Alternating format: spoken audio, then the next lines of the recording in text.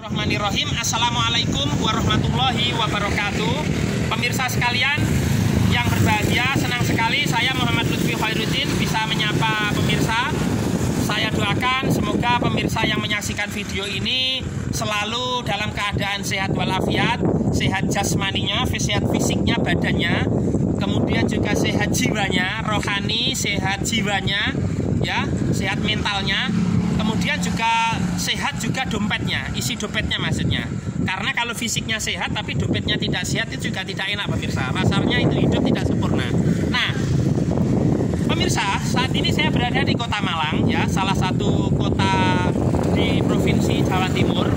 Dan kita tahu bahwa Malang ini adalah kota terbesar kedua di Jawa Timur, ya, selain Surabaya. Ini juga disebut sebagai kota pendidikan kalau kita baca referensi, kota pendidikan kedua di Indonesia setelah Yogyakarta. Dan baru saja saya melaksanakan atau melakukan olahraga ringan pemirsa. Ini saya berada di kawasan perumahan Araya, ya, di salah satu klaster perumahan elit di kawasan Kota Malang. Nah, kalau kita berbicara sejarah, mengapa daerah ini disebut Malang? Apakah kemudian karena penduduknya ini nasibnya Malang, pemirsa sekalian? Malang itu tidak bahagia, susah, sedih, gelisah, gundah gulana dan seterusnya, nasibnya tidak mujur, apa demikian? Ternyata tidak. Disebut Malang ini karena posisi letak geografis daerah ini itu berada di dataran tinggi, di pegunungan yang posisinya itu melintang, Malang begitu. Nah, kalau pemirsa memiliki pendapat lain, opini lain, atau referensi lain, literatur lain, silakan saja. Pemirsa bisa menuliskan di kolom komentar di bawah, ya. Nah, kemudian kalau kita melihat sejarah, di Malang ini ada dua kerajaan besar yang tercatat. Yang pertama adalah Kerajaan Kanjuruhan, yang kedua adalah Kerajaan Singosari. Nah, Kerajaan Kanjuruhan ini adalah kelanjutan atau regenerasi dari Kerajaan Keling yang berada di Jawa Tengah yang dipimpin oleh Ratu Sima. Ya, Kerajaan Keling, Kerajaan Kalinggo atau Kerajaan Holing itu sama sinonimnya itu di Jawa Tengah. Ratu Sima ini ratu yang dikenal sangat adil sekali dalam menerapkan hukum ketatanegaraan selama memerintah menjadi queen, menjadi ratu di Kerajaan Keling. Nah, ketika Ratu Sima sudah tidak lagi memerintah, digantikan anak cucunya. Pada akhirnya kerajaan ini mengalami perpindahan lokasi atau ibu kota. Mungkin sama dengan Indonesia ini. Nanti ibu kotanya di Jakarta, terus pernah ke Yogyakarta, daerah istimewa Yogyakarta, kembali lagi ke Jakarta. Terus sekarang rencananya dipindah ke Kalimantan Timur, ya, di Kabupaten Penajam Pasir Utara dan di Kutai Kartanegara. Nah, sama dengan Kerajaan Keling, awalnya di Jawa Tengah, sekarang pindah ke Jawa Timur, tepatnya di Malang. Nah, rajanya yang terkenal itu nama aslinya Linwa, Raja Kanjuruhan ini. Linwa ini gelarnya Gajayana. Nah, nama kerajaan dan nama rajanya itu saat ini diabadikan atau dibuat nama universitas, juga dibuat nama stadion. Ada Universitas Kanjuruhan, ya, di Jalan S. Supriyadi Malang, di Sukun itu, ya. Kemudian ada juga Stadion Kanjuruhan di Kota Kepanjen, ibu kota Kabupaten Malang, di Malang sebelah selatan. Kemudian ada Universitas Gajayana di Merjosari, Lowokwaru Malang, dekat Dinoyo. Kemudian juga ada Stadion Gajayana di Jalan Merapi dan Jalan Kawi, Kota Malang, di samping Mall Olympic Garden saat ini atau MOG. Nah, itu nama kerajaan sekaligus nama raja. Dan beberapa peninggalan daripada Kerajaan Kanjuruhan yang dapat kita saksikan ada Standi Badut pemirsa di Kelurahan Karangbesuki, Kecamatan Sukun, Kota Malang. Ada juga Prasasti Watugong, ya, di Dinoyo. Kemudian ada juga Prasasti Dinoyo di situ yang menerangkan bagaimana sejarah daripada Kerajaan Kanjuruhan. Itu tentang Kerajaan Kanjuruhan. Sedangkan yang kedua, Kerajaan Singosari. Kerajaan Singosari ini berada di Kecamatan Singosari di Kabupaten Malang. Malang sebelah utara, arah ke Surabaya, sebelum Lawang pemirsa, ya. Nah, itu raja yang pertama bernama Ken Arok. Ken Arok ini menjadi Raja Singosari setelah dia membunuh Akuwutumapel yang bernama Tunggul Ametung dan memperistri istrinya, yaitu Ken Dedes. Nah, sebenarnya ini nggak baik pemirsa sekalian. Ini perbuatan jahat ini. Jadi membunuh kemudian istrinya direbut, ini nggak baik sesungguhnya. Tapi sekarang nama Ken Arok diabadikan dari dibuat nama GOR itu, gelanggang olahraga di Kedung Kandang itu. Saya juga heran itu, mengapa dibuat nama Ken Arok. Ken Arok ini kan kriminal sesungguhnya kalau dia ini sebagai pembunuh kemudian merebut istrinya orang itu. Walaupun di situ ada nilai-nilai perjuangan, cuman caranya tidak bagus pemirsa sekalian. Ya, mohon maaf lah pemirsa sendiri yang bisa menilai tentang sosok Ken Arok. Dia menjadi raja setelah membunuh Tunggal Ametung dengan keris Empu Gandring. Keris yang dipesannya kepada Empu Gandring. Empu ini kan orang tua yang pandai membuat keris. Jadi dia pesan membuat keris. Nah, ketika kemudian dia tanya ke Empu Gandring selesai membuat keris itu, apakah keris ini sakti? Empu Gandring tanya Ken Arok. Ken Arok bertanya pada Empu Gandring. Kemudian Empu Gandring menjawab iya sakti katanya. Nah, oleh karena itu untuk membuktikan kesaktian keris itu kemudian Ken Arok mencobanya dengan menusukkan keris itu ke Empu Gandring sendiri. Dan Empu Gandring sebelum meninggal mengutuk tindakan Ken Arok itu dan menyatakan keris ini akan menjadi kutukan. Artinya nanti Ken Arok suatu saat juga akan terbunuh dengan keris itu. Dan Empu Gandring mati atau meninggal dengan keris itu pemirsa. Ken Arok menjadi raja pertama kerajaan Singosari dengan memperistri Ken Dedes, istrinya Tunggul Ametung. Kemudian setelah itu raja kedua yaitu bernama Anusapati. Anusapati ini adalah anak dari Tunggul Ametung dengan Ken Dedes. Dia tahu yang membunuh ayahnya itu ayah tirinya Ken Arok. Karena itu Ken Arok dibunuh oleh Anusapati dengan kerisnya Empu Gandring tadi. Akhirnya Ken Arok mati digantikan oleh Anusapati. Dan Anusapati nanti juga terbunuh oleh Tohjoyo dengan senjata yang sama. Yaitu Tohjoyo itu anak Ken Arok dengan istrinya istri selirnya yang bernama Ken Umang. Jadi bunuh-membunuh ini pemirsa sekalian. Kerajaan Singosari. Dan setelah itu Tohjoyo sendiri dikejar dan akhirnya terbunuh juga oleh keturunan daripada Anusapati ya, yaitu bernama Wahisa Mongateleng. Dan Mahisa Wongateleng punya putri namanya Ranggawuni yang menjadi raja selanjutnya di Singosari. Nah, raja yang terakhir yaitu namanya Kertanegara. Dan pada masa pemerintahan Kertanegara ini Singosari mengalami masa keemasan, masa kejayaan ya. Dan pada masa Kertanegara ini datang serangan dari tentara Mongol ya, dari negara Mongolia sana, Asia Utara yang ibu kotanya Ulaanbaatar, datang ke sini ya. Kemudian oleh Ken Arok, maksud saya oleh Kertanegara itu dia tidak ingin ada intervensi asing, campur tangan asing di Singosari. Waktu itu kalau kita lihat di film itu utusan Mongol itu disilat itu dengan razor blade, dengan silat itu, sir gitu. Dia tidak mau merasa diinjak-injak itu. Itu Kertanegara pemirsa sekalian, luar biasa nasionalismenya itu. Padahal waktu itu belum ada negara yang namanya Indonesia, tapi kan Kertanegara sudah bertindak sangat berani sekali pada waktu itu. Dan pada waktu itu tidak hanya serangan dari luar, Singosari juga mendapat serangan dari Kediri yang waktu itu sudah tidak memiliki kedaulatan Kediri, yaitu Adipati Gelang-Gelang yang bernama Jayakatwang. Dan waktu itu Kertanegara juga akhirnya kalah. Dan dengan siasatnya Raden Wijaya, menantu daripada Kertanegara, akhirnya Singosari runtuh dan berdirilah Kerajaan Majapahit waktu itu, yang didirikan oleh Raden Wijaya dengan gelar Kertarajasa Jayawardhana, tapi bukan di Malang, tapi di Mojokerto pemirsa. Ibu kotanya di daerah Trowulan ya. Raden Wijaya ini adalah menantu Kertanegara setelah dia memperistri, mengawini 4 anaknya Kertanegara, yaitu Tribuana Tunggadewi, Gayatri, Narendra Duhita, dan Prajna Paramita. Setelah itu dia juga biasa namanya raja memiliki istri-istri yang lain pemirsa ya. Jadi ada makanan pokok, ada camilan. Mungkin begitu kalau diibaratkan. Mohon maaf kalau saya salah pemirsa. Nah, itu tentang sejarah Malang pemirsa. Ada kerajaan-kerajaan itu tadi. Kemudian pada seiring berjalannya waktu tentu nanti juga menjadi wilayah Islam. Waktu itu ketika ada kerajaan Demak ya, Islam juga berkembang di sini. Ada beberapa wali juga di Malang sesungguhnya pemirsa. Yang terkenal mungkin ada Ki Ageng Gribek di kawasan Madiopuro, itu makamnya ya. Jalan Ki Ageng Gribek sudah dibuat nama jalan. Dan masih banyak waliullah lain yang menyebarkan agama Islam di wilayah Malang ini. Nah, kemudian kalau kita berbicara Malang sebagai kota besar, kota metropolitan seperti itu, saya katakan demikian karena ramai di Malang ini pemirsa. Itu sesuai dengan deklarasi yang ketika Malang waktu itu dikuasai oleh Belanda ya, pada zaman TBC, bukan TBC ya, VOC ya, Verenigd Oost-Indisch Compagnie, yaitu Kongsi Dagang Belanda ya. Dijajah oleh pemerintah Hindia Belanda. Malang ini dikukuhkan, dinobatkan, dideklarasikan sebagai Tribina Cipta Kota Malang. Artinya Malang ini memiliki 3 fungsi. Satu sebagai kota pendidikan atau education city, yang kedua sebagai kota pariwisata atau tourism city, kemudian yang ketiga sebagai kota industri atau industrial city. Nah, cuman yang paling dominan adalah kota pendidikan. Mengapa Malang disebut kota pendidikan? Karena di sini di Kota Malang banyak sekali lembaga-lembaga pendidikan, pemirsa.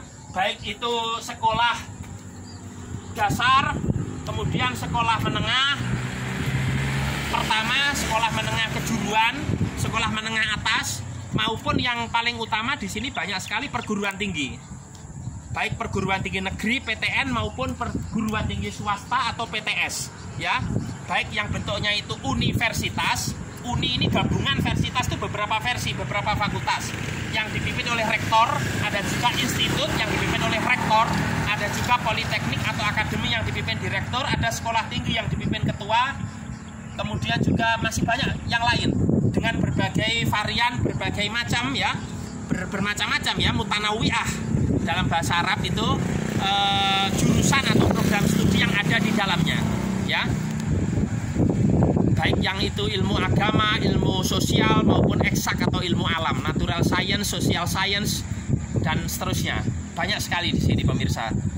Kampus-kampus ya, perguruan tinggi negeri, perguruan tinggi swasta.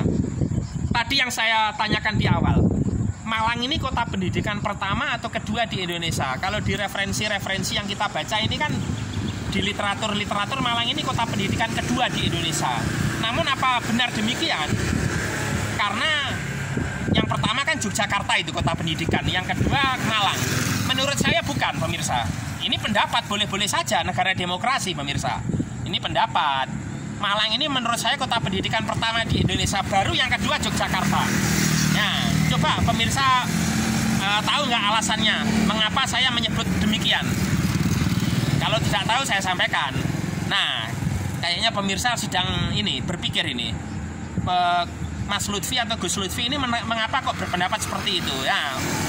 Pemirsa bingung ini ya, supaya nggak bingung saya jawab ya kan, biar tidak confused, tidak bingung saya jawab. Malang ini kota pendidikan pertama karena yang menjadi ikon kampus di Malang ini adalah Universitas Brawijaya atau yang disebut UB, kalau dulu Unibra. Kalau di Yogyakarta yaitu Universitas Gajah Mada atau UGM. Sekarang saya sampaikan Brawijaya atau Brawijaya kelima ini yang terkenal, Brawijaya Kertabumi, ini adalah nama raja kerajaan Majapahit. Sedangkan Gajah Mada ini adalah nama patih atau nama panglima perang. Kalau di Indonesia nama panglima TNI. Raja dengan panglima tinggi mana? Tentu tinggi raja. Ya kan, antara king dengan head of militer ya, dengan panglima militer tentu lebih tinggi raja. Maka Brawijaya ini nama raja, maka Malang kota pendidikan pertama. Kemudian Jogja baru kedua karena Gajah Mada ini patih di bawah raja. Walaupun masanya beda karena Gajah Mada ini menjadi patih pada masa pemerintahan Raja Hayam Wuruk ya. Kemudian kalau Brawijaya ini sudah raja yang terakhir sekali sebelum Majapahit runtuh dan berdirinya namanya Kerajaan Islam Demak yang dipimpin oleh salah satu anaknya yaitu Raden Patah waktu itu ya. Raden Patah anaknya yang dari Selir ya. Seorang raja pertama kerajaan Islam di Jawa ya, Raden Patah ini dengan gelar Senopati Jinggon Ngabdurrahman Saidin Panotogomo. Nah, di luar itu pemirsa sekalian, itu Malang sebagai kota pendidikan. Banyak sekali kemudian para pendatang di Malang, baik dari Indonesia sendiri, dari berbagai provinsi maupun dari luar negeri itu datang ke Malang untuk menuntut ilmu di sini. Luar biasa ya. Hawa udaranya memang sangat sejuk sekali, kemudian juga biaya hidup di sini baik tempat tinggal, kos-kosan, hotel-hotel, villa-villa, misalnya guest house, kemudian yang lain-lain relatif terjangkau. Harga-harga makanan, minuman juga relatif terjangkau di sini, enak-enak pemirsa sekalian. Mungkin kalau yang paling khas kalau anak kos di sini yaitu lalapan mungkin ya. Kalau makanan lalapan ini ya nasi dipadu dengan lalapan, ada sambal, ada sayurnya di situ, ada mentimun biasanya sama sawi, kemudian ada kacang panjang, kemudian ada kubis ya. Kemudian lauknya itu ada lalapan ayam ya, ada ayam kampung, ada ayam potong, ada kepala, leher, ada paha di sana ya dengan ceker, kemudian ada dada pemirsa sekalian dan seterusnya. Kemudian juga ada lalapan lele ya. Lele ini ikan ya, ikan tawar. Lele ini karena laki-laki pemirsa dalam bahasa Jawa. Kalau perempuan mungkin bukan lele namanya tapi nduk-nduk ya. Nah, kemudian ada lalapan belut, ada lalapan babat, ada lalapan tahu tempe, ada lalapan telur, ada apa lagi mas? Lalapan bebek, ya kan? Ada lalapan mentok, itu yang halal-halal pemirsa. Jangan yang haram-haram dipaksakan ke saya ini. Makanya dulu kan sebelum corona ini muncul katanya dari Wuhan Cina sana banyak makan makanan yang haram-haram itu, mohon maaf itu dalam Islam maksudnya, seperti kucing, tikus, kemudian babi. Mohon maaf ini ya bagi yang mengkonsumsi, memang kalau dalam Islam memang diharamkan, ada dalilnya itu ya, bukan Lutfi yang ngomong itu. Kemudian juga ada yang makanan-makanan kelelawar dan seterusnya, itu ekstrim-ekstrim. Katanya asal usul munculnya virus kan dari sana itu dulu itu ya. Allahu a'lam lah, hanya Allah yang tahu. Nah, kemudian pemirsa sekalian, dari sisi infrastruktur, Malang ini saat ini juga sudah dibangun jalan tol sebagai akses masuk maupun keluar dari Malang untuk mempercepat mobilitas bagi warga yang berada di Malang ini. Ada 4 pintu tol di Malang. Yang pertama ada pintu tol Lawang di sebelah utara. Ini nama kecamatan pemirsa sekalian, Lawang. Bukan berarti bahasa Jawa Lawang ini pintu seperti ini, bukan. Ya, ini sudah Lawang ini, tapi bukan itu. Pintu tol ya. Kemudian yang kedua di Singosari atau di Karanglo, itu pintu tol yang utama yang paling rame di situ.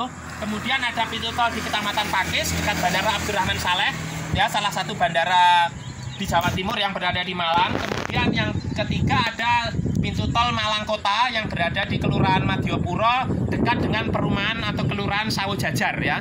Itu 4 pintu tol yang bisa diakses dari Malang ini untuk keluar masuk secara cepat ya kalau lewat tol ya.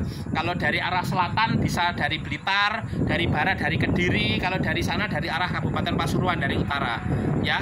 Kalau dari wilayah timur ada dari Kabupaten Lumajang pemirsa untuk masuk ke Malang ini. Kalau kita bicara Malang tidak hanya Kota Malang pemirsa, kita hanya jangan fokus ada Kota Malang, tapi Malang Raya.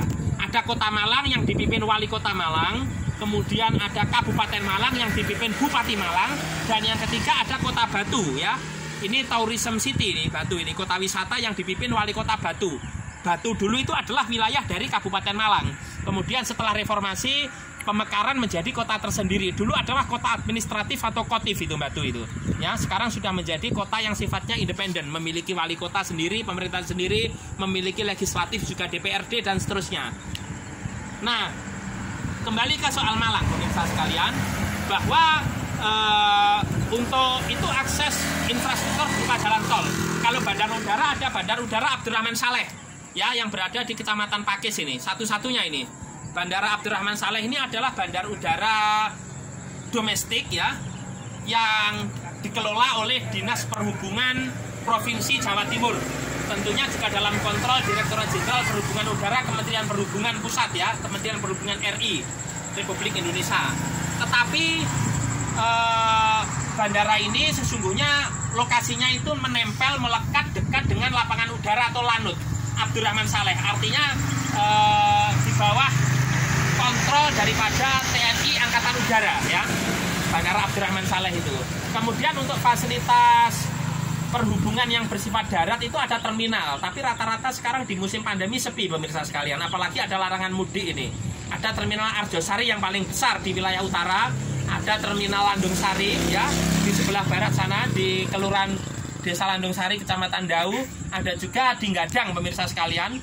Itu sudah nggak karu-karuan itu ya, terminal ya, pasar disebut terminal juga seperti itu lokasinya dan seterusnya ya, pemirsa sendirilah ini.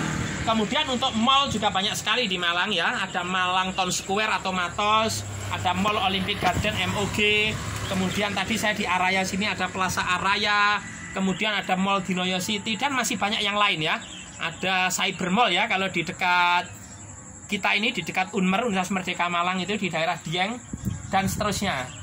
Kemudian juga itu Malang sebagai kota pendidikan, sebagai kota pariwisata. Sesungguhnya kalau Malang ini pemirsa, ini tidak ansih atau tidak hanya di Malang sesungguhnya. Yang terkenal sekarang justru di Batu.